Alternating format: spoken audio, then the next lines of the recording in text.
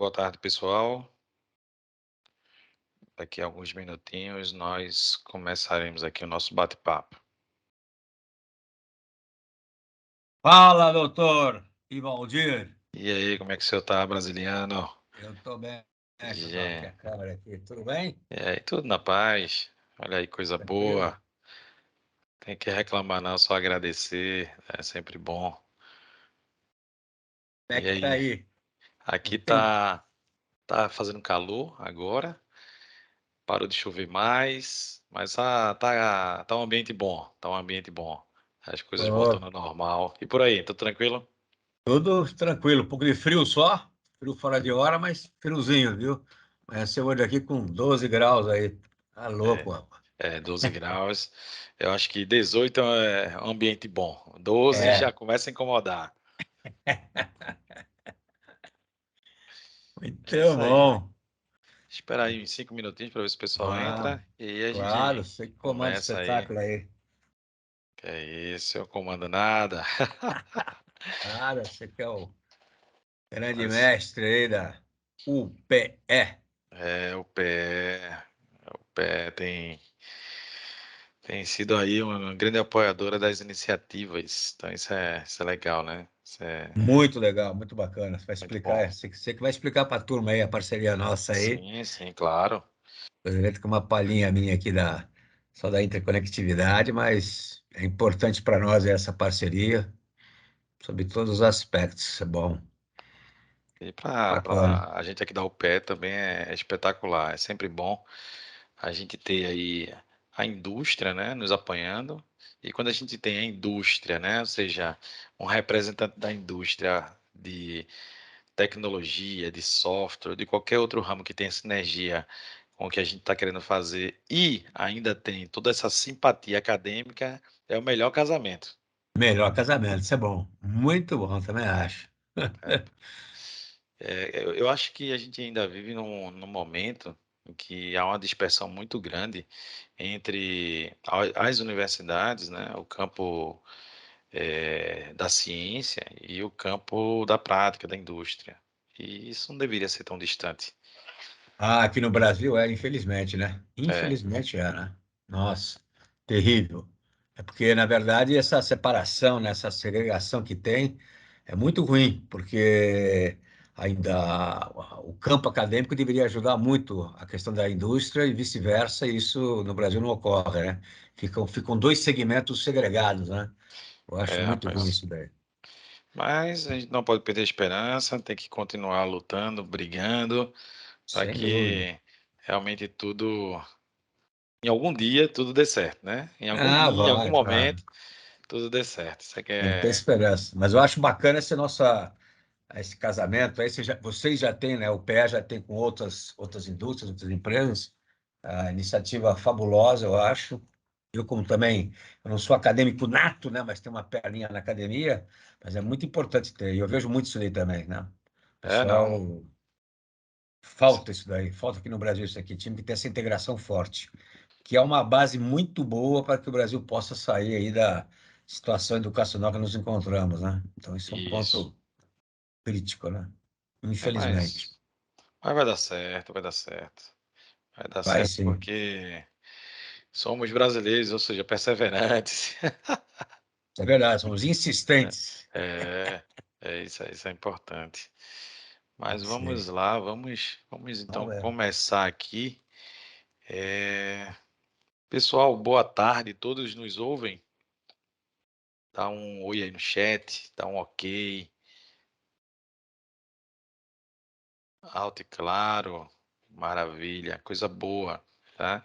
Para quem não me conhece, acredito que a maioria me conhece aqui, mas para quem não me conhece, eu sou professor Ivaldi Júnior, eu sou aqui da Universidade de Pernambuco.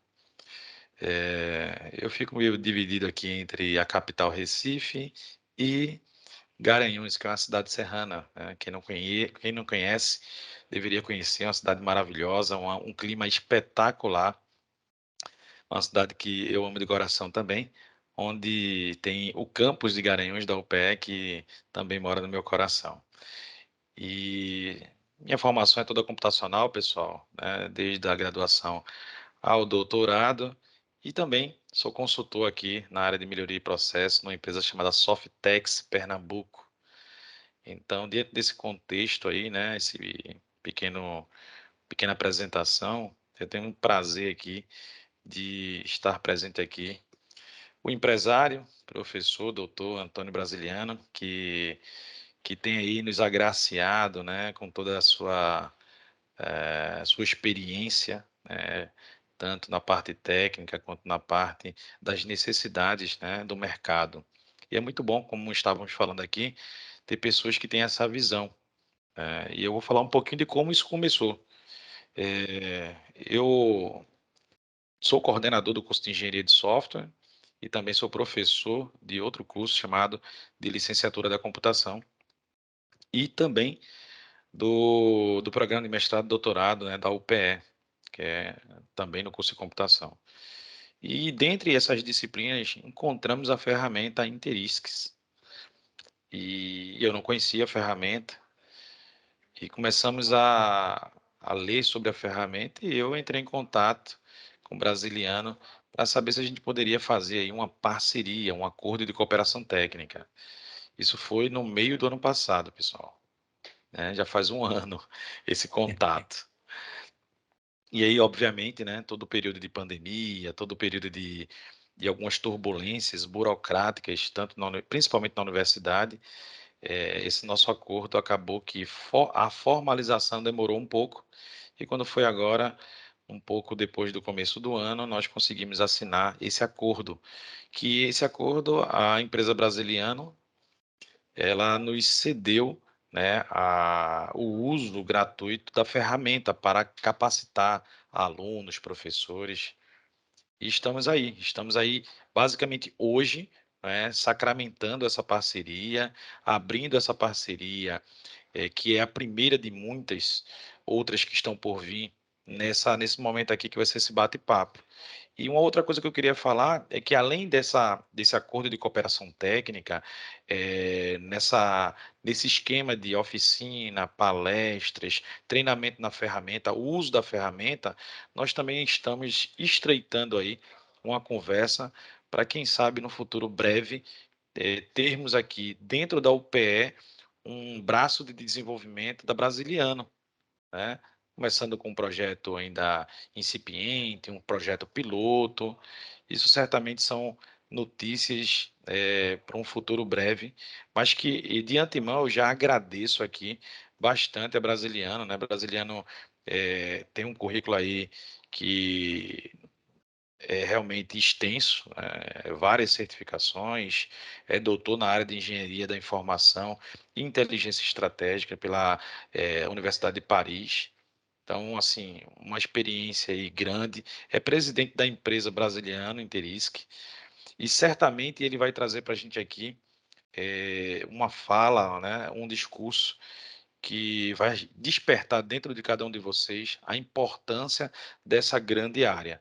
Então, sem mais delongas, eu queria trazer aqui, passar a palavra para Brasiliano. Então, seja muito bem-vindo e fique bem à vontade. A casa é Ok. sua.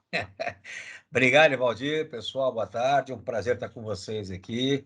Na verdade, eu me sinto honrado aí, gratificado aí por essa parceria, pelo convite que o professor Valdir fez para a gente. Eu acho isso importantíssimo, né, primeiro para o Brasil como um todo, né, para a área educacional, área acadêmica, para brasiliano também, que apoia isso. Por quê? Porque a gente pega, na verdade, o pessoal sangue novo, o pessoal que está na ponta lá, está sendo formado e faz parte de uma responsabilidade social e civil as empresas apoiarem isso de maneira importante. Então, quando ele me convidou, eu me senti extremamente, de fato, sem nenhuma delonga maior, mas honrado mesmo, e um ponto bacana é a gente estar ajudando o Brasil, na verdade, né? O brasileiro no Brasil a formar gente boa, gente qualificada, que nós temos condições. Então, a nossa briga hoje no mercado é essa. Nós temos que ter gente qualificada, gente que vai estudar e com um olhar no mercado. Isso é um ponto importante. A grande sacada do Valdir foi que não pegou só o pessoal da academia pura para somente escovar a bit byte. A preocupação dele é o pessoal se adaptar ao que o mercado precisa, aqui as empresas estão precisando. E nada mais é mais lógico do que a empresa apoiar isso daí. Então, por isso que nós fizemos essa parceria. Vai dar certo, tenho certeza disso. Vamos montar no Campo de Garanhuns lá, vou conhecer aí a cidade serrana aí de Pernambuco. Faço questão de ir para aí. Vamos abrir uma, tá com uma ideia de abrir uma sala, fazer capacitação com vocês, com todo mundo. Então, mais uma vez aí, Valdir, muito obrigado pela oportunidade e sorte para a gente, né? Poder estar É, conversando um pouco mais aqui. Eu vou entrar aqui, eu posso compartilhar a tela, Valdir? pode, fique à vontade. Eu vou compartilhar a tela nossa aqui, vou estar batendo um papinho com vocês e tentando casar um pouco essa ideia do que o Valdir falou, para a gente poder estar, na verdade, mostrando um pouco de praticidade da ferramenta em relação a isso, ok? Deixa eu colocar no modo de apresentação aqui, para poder ver todo mundo vendo. Todo mundo vendo aí? Tá, né? Sim, Bom, sim. que isso é o logo da Brasiliano com o logo da UPE, na verdade, a gente se sente gratificado com isso. Grande sacada nossa, como já falou Evaldir, a gente está juntando os esforços para formar essa parceria com o objetivo de formar pessoal para o mercado. Essa é a grande sacada nossa, capacitar.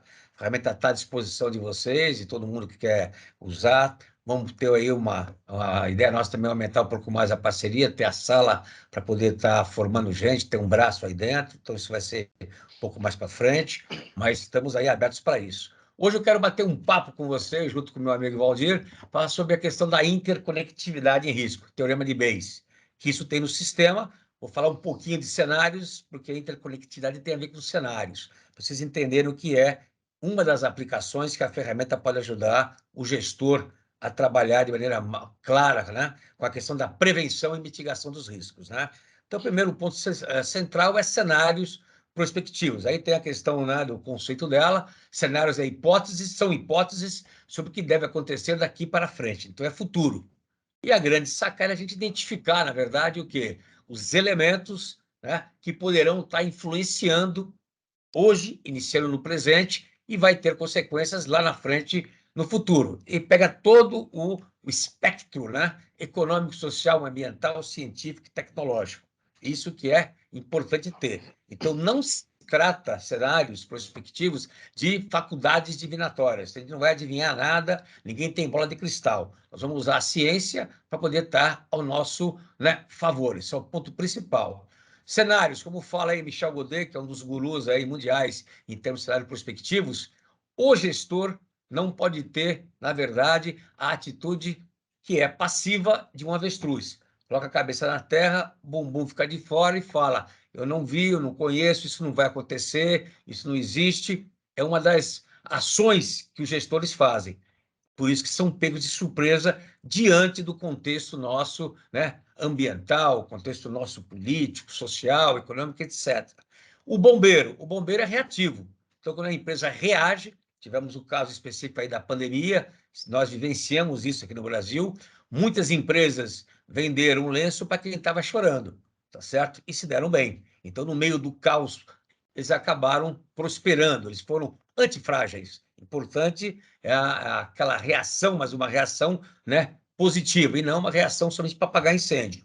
Grande sacada nossa, nós temos que ser seguradores, ou seja, eu previ a situação que poderá vir a acontecer no futuro e tenho um colchão para poder cair, então eu não me machuco muito. Mas o grande ponto de virada é você ser conspirador. Eu posso enxergar o que pode acontecer na frente e posso tentar influenciar, sabendo das suas variáveis, né, e do modo como a gente vai trabalhar. Então, trabalhar com cenários prospectivos, eu preciso ter uma abordagem não projetiva. O que é projetiva? Olhar para trás e achar que vai ser repetido na frente. Não. Preciso ter uma abordagem prospectiva. Preciso criar vários cenários, tá certo? Então, essa imagem eu gosto muito, por quê? Porque ela vê, na verdade, o que passou o passado no retrovisor, que está muito claro. Então, o que passou é fácil a gente identificar, é fácil levantar, é fácil estudar, é fácil saber quais são as causas e os efeitos. Qual é o nosso grande desafio, senhores? Isso vale para os jovens, para todo mundo que está aí assistindo a gente agora. Eu tenho que olhar para frente. E olhar para frente, eu vou encontrar um ambiente turvo, com a névoa em cima, uma miopia, porque o futuro ele é incerto. Então, eu preciso diminuir esse grau de incerteza, tá certo?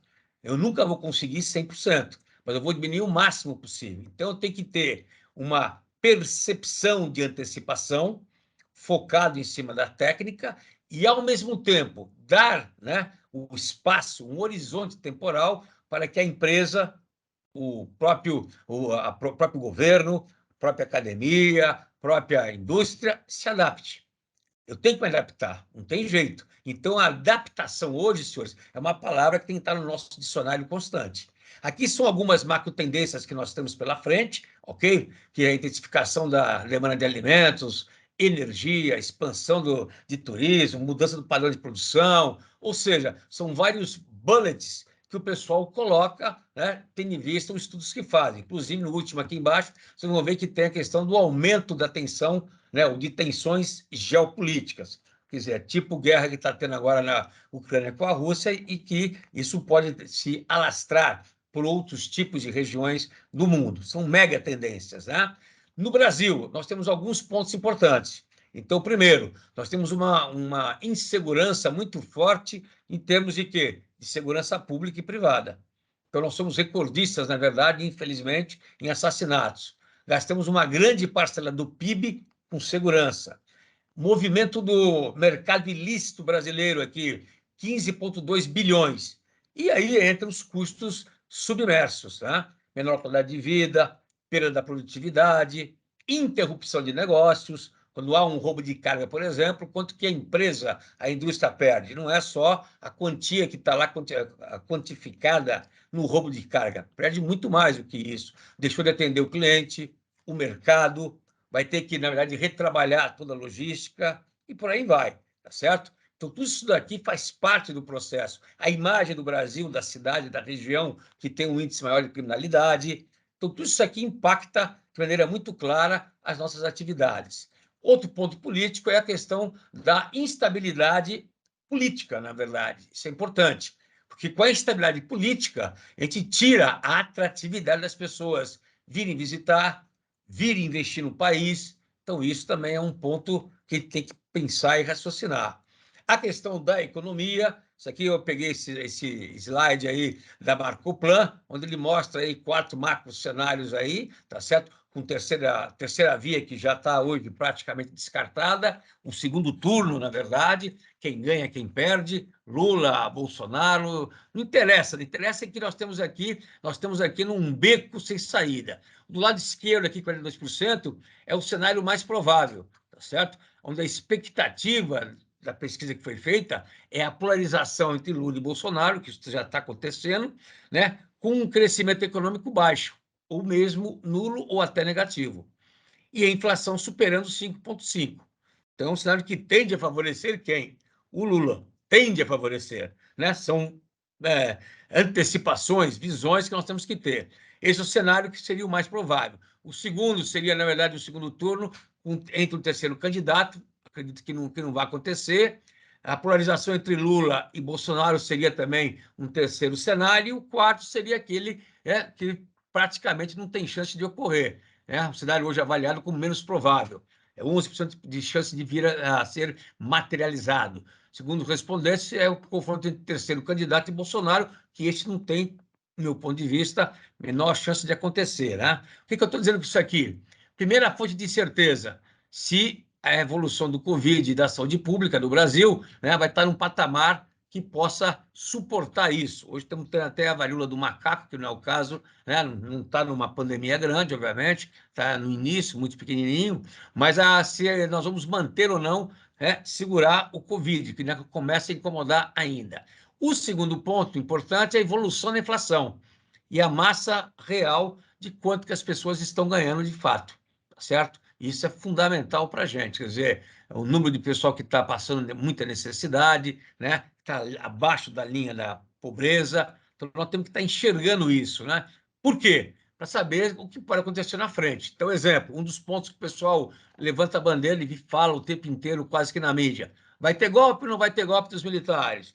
Eu acredito que não, tá certo? Ou tentativa de assassinato de um dos candidatos, como aconteceu lá atrás, né, em 2018, com o Bolsonaro. Pode ter, pode não ter. A morte súbita de um dos candidatos também, em potencial, tá certo? como aconteceu com o Eduardo Campos em 2014, tá certo? Aécio Neves, e aí vai. Quer dizer, são pontos aí que eu chamaria que isso aí é o quê? Ruptura de tendência. Um desses casos aí pode ter uma ruptura de tendência. Então, a terceira fonte de incerteza é chamada de o inesperado. Isso é, na verdade, eu chamaria de cisne negro, tá certo? De maneira muito clara. Então, como a gente vê, o inesperado, né? Nós podemos ser materializado porque temos um país fértil. Tomara que uma dessas surpresas não venha a ocorrer. Mas é um fator adicional que tem que levar em conta, senhores. Por quê? Porque nós lidamos com riscos, lidamos com cenários, com probabilidades condicionantes. Se acontece um fato daquele, o que pode redundar? É o efeito cascata, tá certo? E aí entra o quê? Entra aquelas incertezas. Aqui eu fiz só uma pequena simulação, uma apresentação para vocês entenderem. A gente fez, na verdade, o quê? Levantamos aí essas 6 incertezas. A incerteza jurídica do país hoje, a política, a econômica, a social, a geopolítica internacional, que influencia em alguns aspectos aqui o Brasil, e a incerteza de segurança pública e privada. Incerteza pública. O que isso influencia com a gente? Essas incertezas, senhores, a gente colocou aqui também os atores. Então, os atores foram escolhidos através de um brainstorm entre a equipe nossa aqui, influência e impacto que eles podem ter. Então, temos aqui o presidente da República, o Legislativo, o Judiciário, militares, a imprensa, partidos políticos, candidatos, associações empresariais, sociedade brasileira e o crime organizado. Esses foram, na verdade, os atores, né, que foram selecionados entre outros mais 8. Então, nós temos 10, né, que selecionamos entre 18. Então, isso foi a seleção que foi feita por nós aqui. Fizemos o Teorema de Bayes por aqui. O que é o Teorema de Bayes? É, na verdade, o que uma incerteza influencia na outra.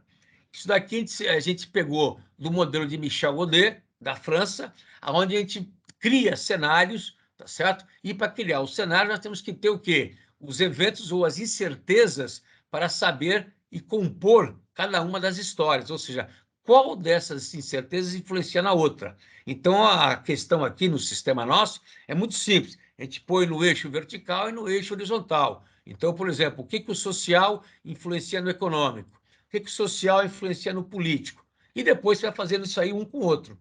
Até que se sai o quê embaixo? No eixo vertical, nós temos a motricidade, tá certo? Aqui embaixo, aqui, deixa eu pegar aqui o laserzinho, tá certo? Então é importante vocês enxergarem isso. Aqui nós temos o eixo vertical, caindo aqui na vertical, nós temos o quê? A motricidade. E no horizontal sai a dependência. Com isso, cria-se automaticamente uma matriz chamada matriz impacto cruzado. Nesse quadrante aqui, eles são extremamente motrizes, influenciam os que estão aqui. Esse que está nessa posição aqui, eles são chamados de ligação, porque eles são motrizes e, ao mesmo tempo, são dependentes. Entre eles, tá certo? Quem são esses daqui? Então, nós temos aqui, desses 3 que são importantes agora, é o econômico, o político e de segurança, que cria no Brasil um grau de incerteza e instabilidade. Então, os eventos que estão aqui criam instabilidade. Contra o quê? Os eventos que são dependentes, que está no quadrante 3. Quem são esses daqui, esses dois? Entra o social e o jurídico, que é uma realidade, né? Quer dizer, o político, econômico e segurança, eles se influenciam, tá certo? Cria-se instabilidade, mas esses 3 influenciam o social e o jurídico, que é o óbvio, né? Porque, na verdade, nós temos o econômico e o político, né, influenciando, na verdade, de forma clara e direta o social. Então, a questão do social, da condição social, depende da questão econômica nossa, da questão política, obviamente, e da questão da segurança, hoje, no Brasil, segundo, né, a opinião nossa, dos especialistas nossos aqui, no Teorema de Bayes. E ficou claro também que a questão geopolítica influencia, mas não muito, porque aqui ele é independente. Então, ela é quase que isolada, quase que isolada. Ela influencia, mas em termos de Brasil, em termos da incerteza econômica e política e de segurança, ela tem aí uma pontuação muito baixa. Então, ela não vai impactar massivamente hoje, né, a questão do Brasil. Isso daqui fica claro nesse sentido. Vamos usar uma outra interferência. Nós temos os atores, que estão aqui colocados, ó, os atores na vertical, presidente legislativo, e tem aqui as incertezas. Quais dos atores são os mais importantes? Então, vendo aqui, o PMA é o ponto de motricidade dos atores, a gente vê que, tecnicamente falando, senhores, nós temos quem aqui... Opa, caiu aqui. Nós temos quem aqui, na verdade, que poderá estar batendo de maneira clara. É isso. Nós temos quem aqui, na verdade, que pode estar fazendo, né, influenciando mais a questão dos atores. Nós temos o presidente, o legislativo, nós temos os militares, que hoje têm uma Brasa, não tá, influência... Oi, Brasa, a não tá apresentação compartilhando. caiu. Caiu. A caiu? apresentação caiu, a apresentação. Opa, então só um momentinho, desculpem. Erro meu aqui, vamos lá, rapidinho, senão vocês não estão vendo. Espera aí. Ô, diabo, que não é para apresentar isso aqui. Acho que eu bati muito rápido. Vamos lá, pam, pam. Isso.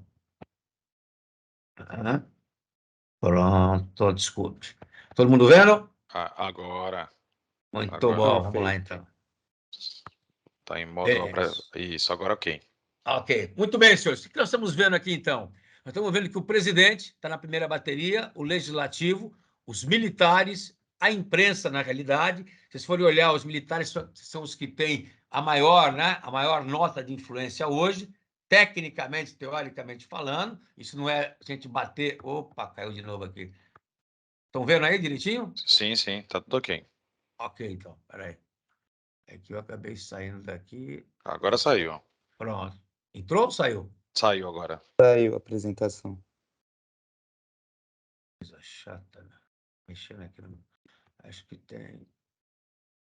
Só aproveitando, né, o Francisco Olímpio aqui falou que o problema de hoje é que temos de ser ágeis e viver o presente, pois o futuro, quando damos conta, já chegou. Quanto mais focados estivermos, melhor poderemos gerenciar nossos riscos. A imagem de que colocastes no retrovisor no carro é outra imagem, né? Ele falando aqui, É, muito interessante. exatamente. Exatamente. Muito bom. Vamos aqui voltar. Desculpe, senhores, vamos lá. Então, nós temos aqui o presidente, o legislativo, com 41 pontos. Vendo vocês que os militares hoje têm uma influência muito grande no contexto. Então, quem aposta, né, que os militares vão estar fazendo, na verdade, ou vão dar um golpe a favor do Bolsonaro, ninguém sabe, é um ponto de interrogação, né? Mas tem uma grande parcela da população que acredita que isso não vai acontecer. A imprensa é um ponto principal. Por que a imprensa é um ponto principal? Pela divulgação, pela liberdade que ela tem que manter. Então, ela é um ator muito importante hoje. A associação empresarial, que pode pressionar, e a sociedade brasileira. Vejam vocês que o judiciário, vejam vocês que até o próprio crime organizado, eles estão numa segunda bateria. E numa terceira bateria, por aquilo que pareça, entre os partidos políticos e os candidatos. Tá certo? Então, isso é um ponto para a gente poder estar repensando que isso daqui são os que influenciam aquelas incertezas que, pelo teorema de Bayes, elas são aí as que podem potencializar outros eventos. Podemos fazer também colocando alguns riscos que o Brasil hoje possui: violência urbana, crime organizado, ataque cibernético, fraude, terrorismo criminoso, aumento dos conflitos sociais, aumento dos atritos, né, sociais em função de um golpe ou intervenção militar, e uma corrupção policial. Alguns riscos. Quais desses riscos, né, as incertezas críticas influenciam?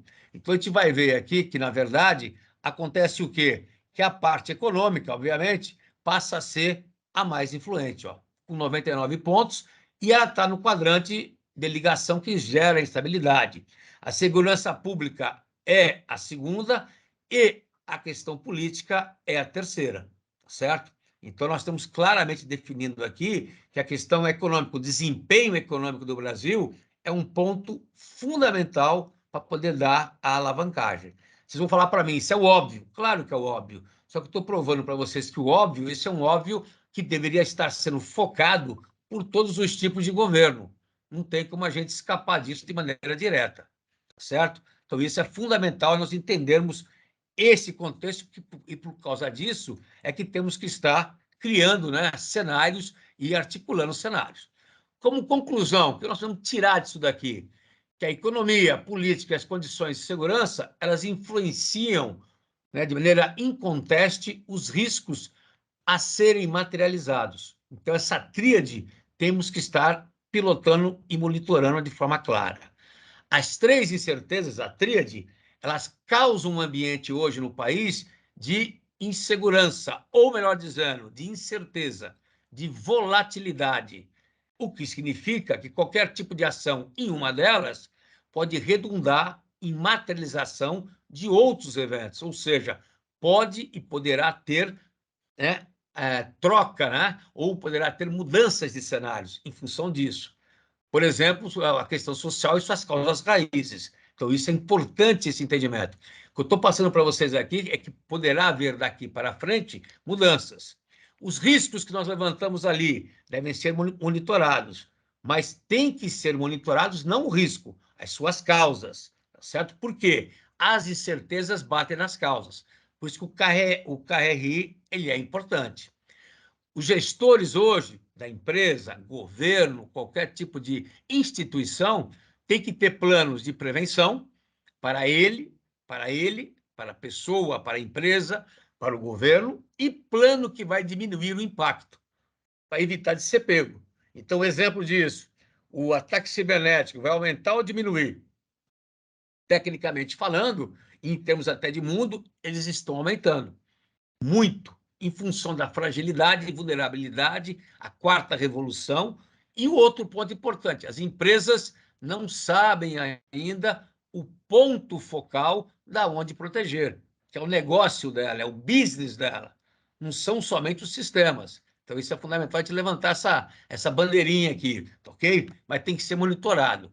A incerteza motriz, as incertezas, desculpe, a tríade, né? São elas que vão estar dando o quê? Um potencial, né, de influência muito grande em cima dos riscos. Se a gente olhar aqui, a probabilidade da questão econômica, né, da incerteza econômica, né, é de 77%, a política de 75% e da segurança pública 65%. Nesse caso aqui, política, econômica e a segurança pública é que isso vai ter uma influência negativa, ou seja, nós temos um crescimento baixo ou às vezes negativo ou nulo, infelizmente.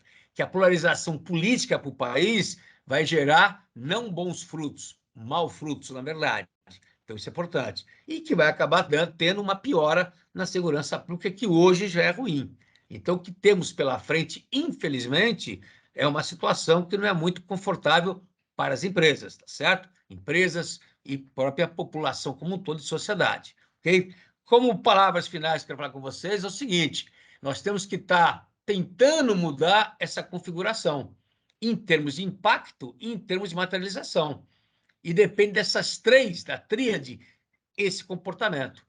Por essa razão que eu falo o seguinte, né? Nós temos que ter um monitoramento cerrado, podemos pensar, quem pode pensar? A sociedade, as associações empresariais que têm uma pressão grande e não usam esse potencial para poder exercer sua influência nos governos, especificamente falando, tá certo? Só que não podemos criar o cisne negro, certo? O que é o cisne negro?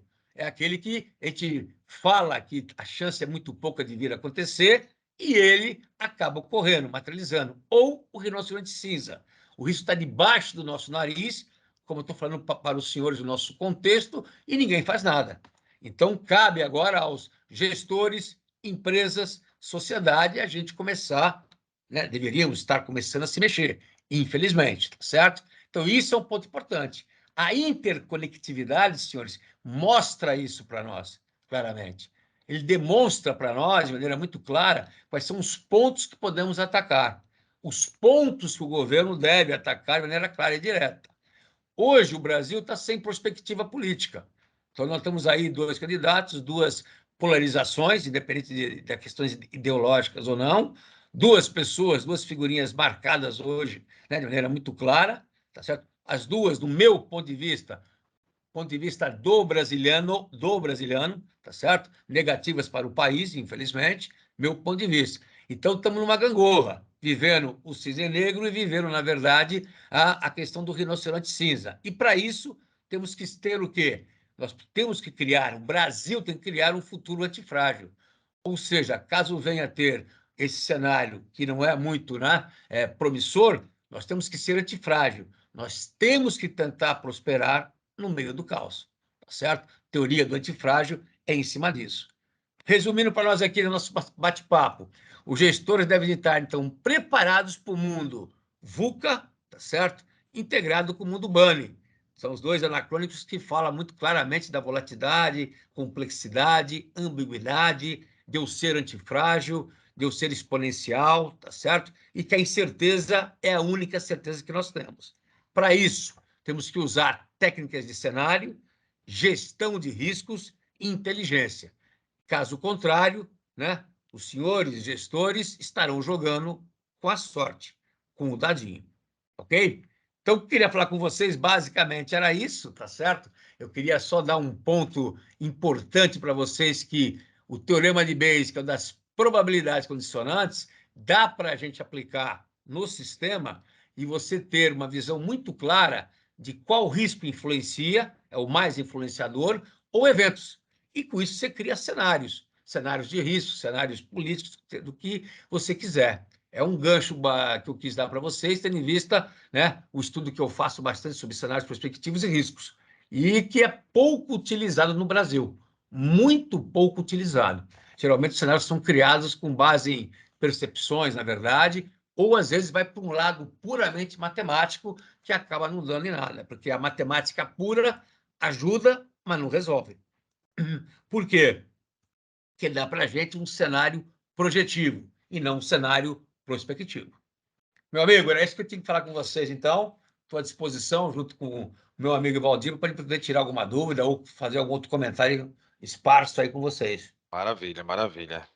Mais uma vez, obrigado aí pela explanação. Eu acho que é bem interessante, né? A gente vive hoje num país que teve sua emergência ali no início dos anos 2000, um crescimento acelerado, depois um decrescimento, e depois vem todas as crises oriundas de escolhas ou má administração.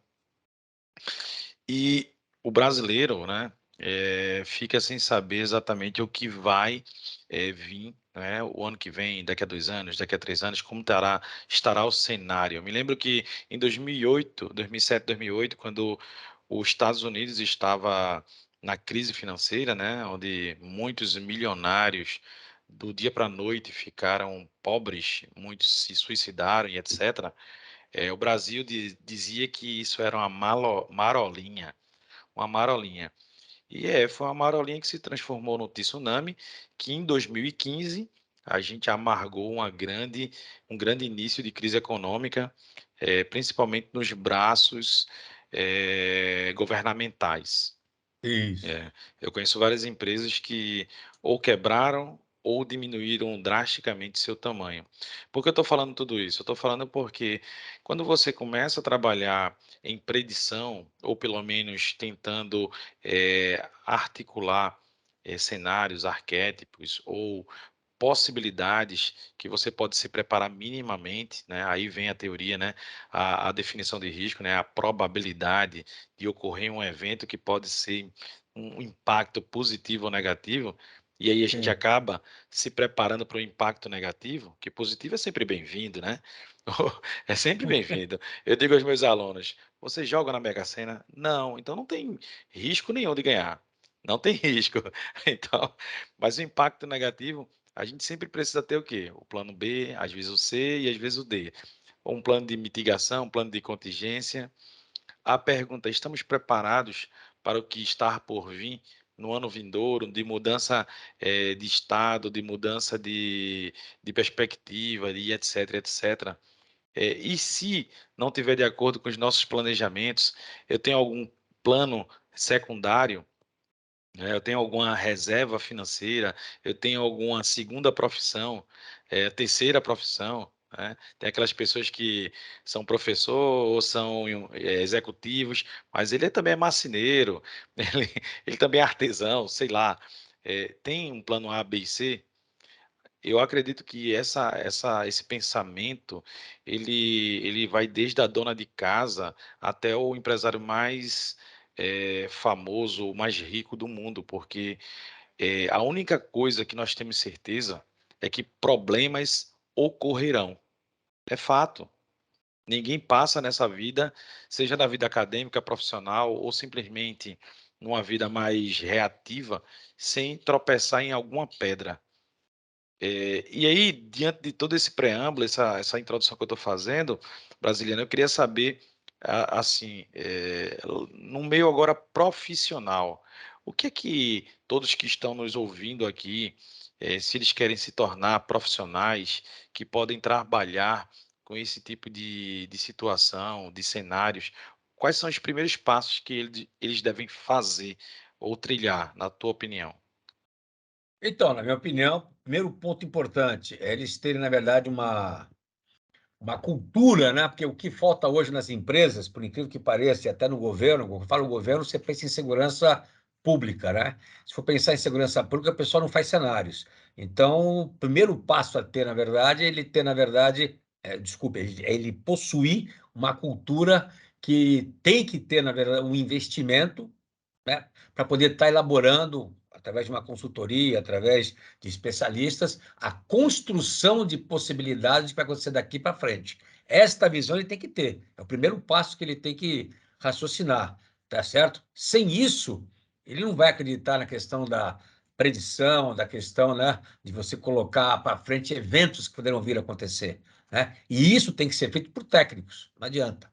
A empresa ele conhece bem, o que ele tem que ter são cenários externos do que poderão vir a acontecer. Por quê? Você citou aí o caso lá de 2015, que a gente ficou muito ruim de grana, muito ruim de fluxo de caixa, algumas empresas chegaram a quebrar, outros chegaram em 2008 a se matar, mas você vê agora que nós tivemos na pandemia, inacreditável, né? A quebra, né, da cadeia logística do mundo inteiro, do supply chain, e nós tivemos também em 2011, quando teve o tsunami do Japão, tá certo? Junto com o terremoto, a mesma quebra da cadeia logística ocorreu e o mercado não aprendeu. Veio aprender depois da segunda paulada.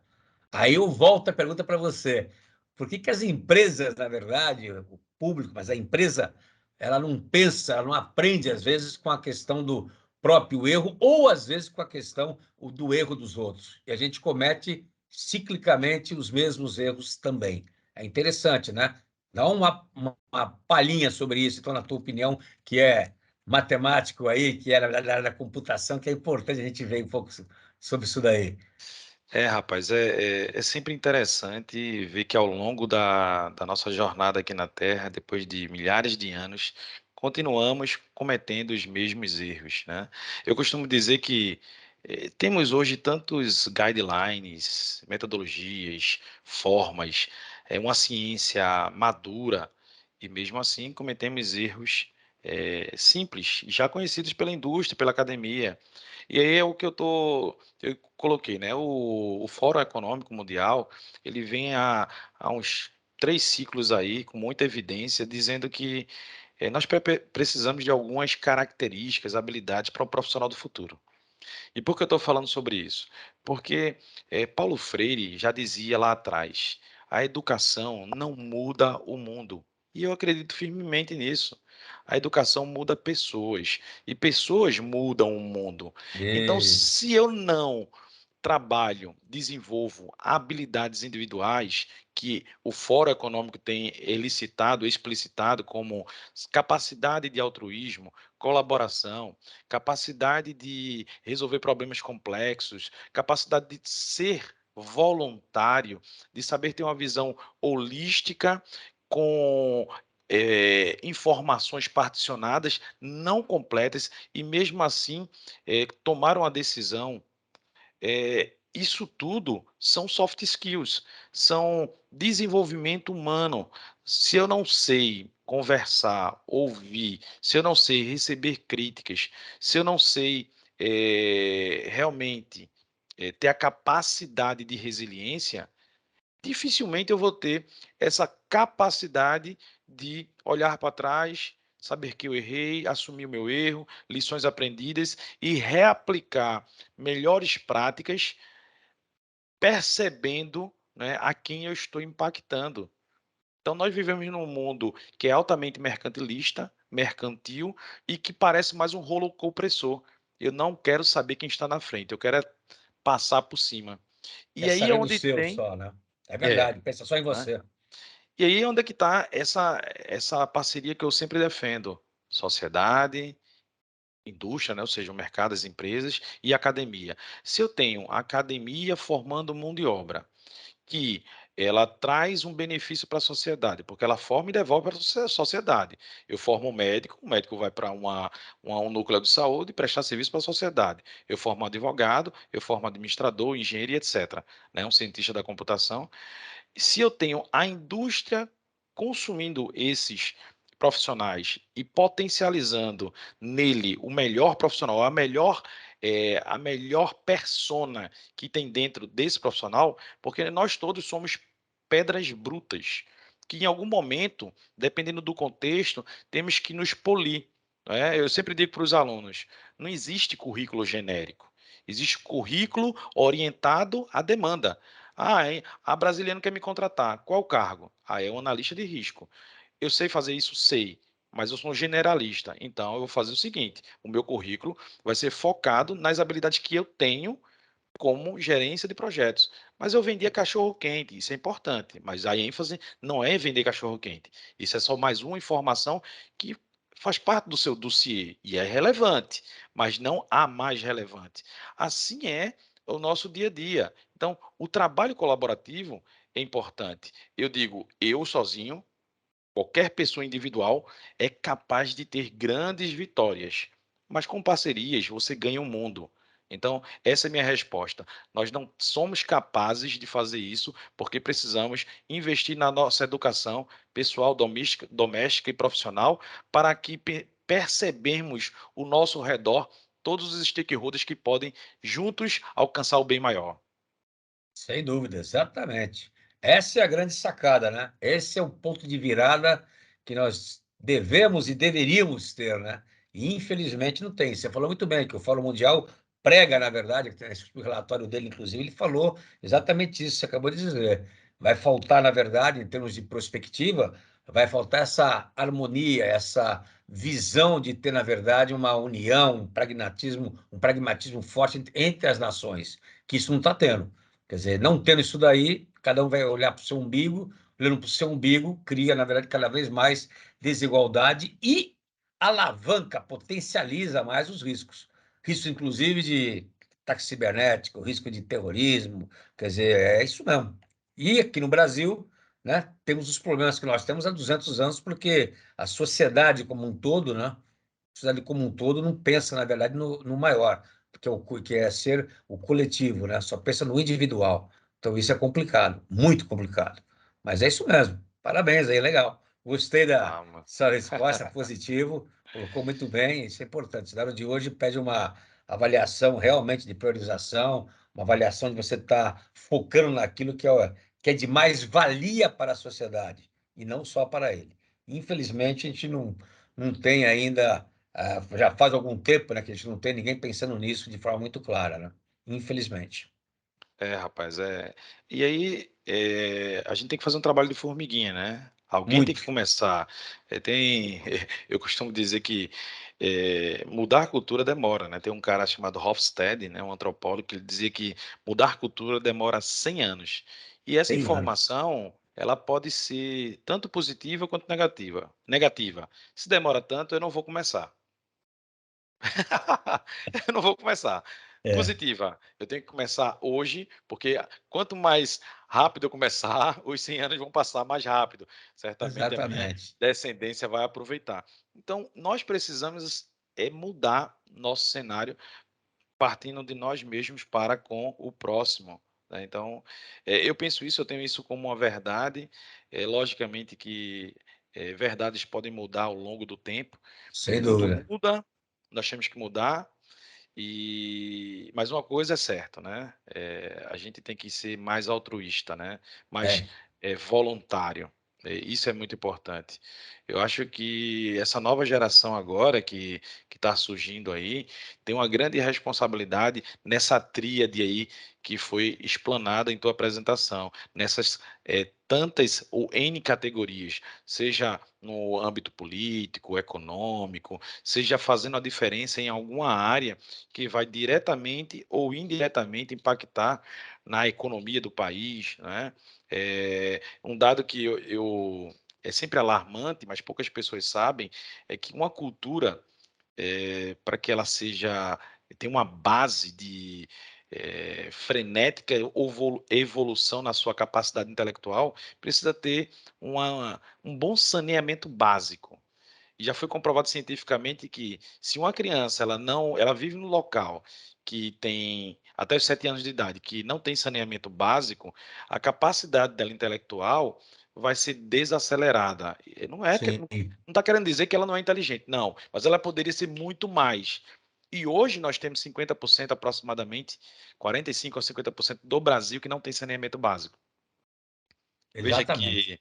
que Mas negócio é isso mesmo. É uma coisa complicado. inacreditável, velho. Uma coisa inacreditável, isso mesmo. Você matou a charada. É igual o pessoal pensa, às vezes, de uma maneira até meio grotesca, digamos assim. Pega o caso do Rio lá, só para poder te falar um pouco disso, de cenários, mas pega o caso do Rio de Janeiro, o desafio maior que eu sempre coloquei, sempre foquei, era não deixar o garoto, o menor, a criança, entrar para o crime. Como é que você faz isso? Tem que ter o território ali tem que ser ocupado não pela polícia só, pelo Estado. Então tem que dar infraestrutura, tem que dar educação, tem que dar saúde, entretenimento. Aí a criança não entra para o crime. Porque se É deixar verdade. somente do jeito que fica, colocar lá uma UPP, colocar não vira nada, como não virou, infelizmente. Então a É visão tem verdade. que ser muito maior. É uma pena, é isso mesmo. Isso é uma coisa dantesca no meu ponto de vista. É uma tragédia nossa que temos, como você falou bem, reverter essa situação e está na mão da geração nova, realmente, que para mim já não vai ter muito. Eu, brasileiro, né? Estou com 66, vou deixar na mão da minha neta e do meu neto, aí, que tem 14 anos aí, 15 anos, para poder fazer algo pelo Brasil, né? É grande responsabilidade, né? É responsabilidade, É. exatamente isso. Deixa eu ver Senão a gente se. fica a pé, velho. Não É tem jeito, verdade. não. Deixa eu ver se tem Mas alguém olha, aqui querendo é falar isso alguma mesmo. coisa. Tem alguém aí no chat querendo perguntar alguma coisa? O Francisco falou aqui: aprender, liderar com humildade, empatia, saber ouvir. Né? Valdir colocou bem: as pessoas desaprenderam a fazer o simples e só se interessam em projetar algo mais complexo para querer aparecer. E não tem noção que o cenário de hoje pede uma avaliação de priorização e um monitoramento contínuo dinâmico. É exatamente isso, Francisco, né? Beatriz está dizendo aqui que a palestra está abrindo aí a cabeça dela, né? A palestra abriu. Tivemos um comentário aqui do Morelli, que diz assim: brasiliano, podemos afirmar que abandonar os modelos ortodoxos de se fazer prevenção contra risco deve dar lugar às ações de inteligência que partam de dentro da empresa para fora, inibindo influências do cenário externo que está por vir? Não, você tem que manter, na verdade, quando a gente fala em cenários prospectivos, você está vendo a parte de fora, a parte totalmente externa. Quando você fala em inteligência, você vai interpretar e analisar a informação externa com a informação interna. E daí você trabalha com risco integrado, que você vai levantar as possibilidades de consequências negativas e positivas, e aí você vai priorizar suas ações. Então, essa tríade positiva, digamos assim, cenários riscos, inteligência, deveria ser aplicado de maneira inconteste para as empresas e para o governo também, mas mais para as empresas, né? Que estamos aqui falando aqui de formação de mão de obra, etc., para poder estar dando um pulo do gato. Essa seria, para mim, a estratégia mais coerente, que infelizmente hoje nós não praticamos isso. A gente segrega e segregando você cria silos, criando silos não tem a conectividade do conhecimento, tá É, certo? verdade, verdade. Mais alguém com alguma pergunta, pessoal? Temos aqui. O pessoal está um pouco tímido, né? É, Uma tá todo quantidade de mundo. gente razoável, mas certamente essa é uma primeira de várias outros bate-papos que iremos fazer, Ah, né? com certeza. Vamos fazer aí um aí, pelo menos a cada 15 dias, aí, para a gente poder criar uma cultura de pessoal seguir aí nossos bate-papos aí. É sempre Isso, bom, isso é sem dúvida. importante. Fazer um 15, 20 calendário dias é aí. legal. É bom. Brasiliano, então, eu quero agradecer mais uma vez aí, né, a presença. Surgiu aqui uma colocação. A formação será aberta para além da UPE Valdecea? Sim, Valdecea. Será aberta além da UPE. Como a UPE é uma instituição pública e que visa, né, fazer um intercâmbio entre alunos e alunos, sociedade, alunos e empresas, as portas aqui estão abertas, seja fisicamente e virtualmente. Então, fique à vontade para nos visitar quando quiser, tá? Seja online, nos eventos, nas oficinas, seja também presencial, É isso aí, né? excelente. Muito Então, bom. Brasiliano, mais uma vez, muito obrigado. Imagina. Estaremos aí, marcamos aí uma reunião depois para tocar aí os outros projetos, né, dar boas notícias aí no futuro para essa galerinha e gerar oportunidade, gerar, né, eu costumo dizer que esse tipo de bate-papo para mim é um entretenimento, né? Algo que se deixasse eu ficava a tarde todinha aqui só falando porque é muito bom. É um lugar de aprendizagem, onde você pode errar, consertar. É muito mais caro errar no mercado. Uma predição dessa, um cenário errado desse, pode levar uma empresa à falência. Então, assim, Sem errar dúvida. aqui é mais fácil, é mais compreensível. Então, eu deixo aqui o meu grande abraço e vamos em frente, que essa Vamos em parceria seja frente aí. frutífera. Frutífero, exatamente. Muito obrigado, então, Evaldir, pela oportunidade nossa de prestar esse serviço aí em conjunto com a UPE, Brasiliana e UPE. Vamos ter sucesso, tenho certeza disso. Obrigado aí, a assistência toda. Obrigado, Evaldir, mais uma vez, pela cortesia de conduzir tão bem aí o nosso webinar, Tá ok? ótimo. Eu agradeço também aos ouvintes, né, a todos os participantes, por disponibilizar aí um pouquinho do seu tempo, do vosso tempo, para nos ouvir aqui, que nas próximas vezes possamos ter aí maior interatividade e que possamos certamente criar aqui um ambiente, um fórum de discussão, tá bom? Exatamente. Muito Grande bom. abraço. Grande Tchau, abraço, tchau. pessoal. Muito obrigado. Até logo.